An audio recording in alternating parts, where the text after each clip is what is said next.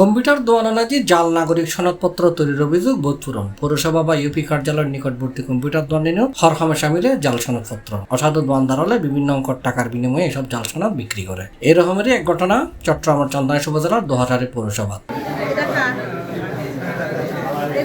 আর এই অপরাধে পৌরসভা কার্যালয়ের পার্শ্ববর্তী মার্কেটত এক কম্পিউটার দোকানদারের আটক করে পুলিশ ও সুপার্দ করছি চন্দনাইশ উপজেলার সহকারী কমিশনার ভূমি ও দোহাজারী পৌরসভার প্রশাসক ডিপ্লোমেসি চাকমা।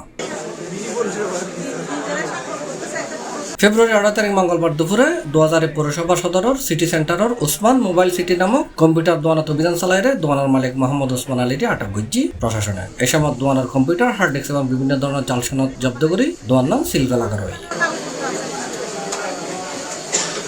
এ বিষয়ে চন্দনাইশ উপজেলা সহকারী কমিশনার ও দোহাজারী পৌরসভার প্রশাসক ডিপ্লোমেসি চাকমা হই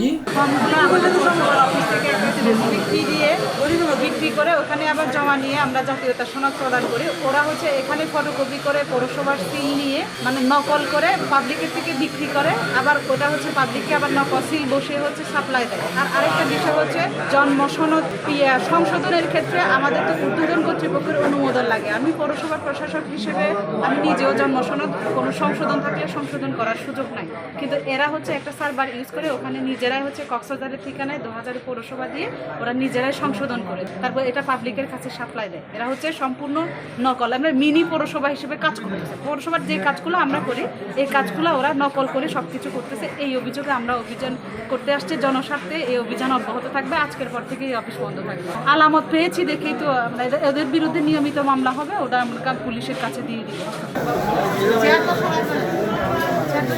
C+ TV চট্টগ্রাম।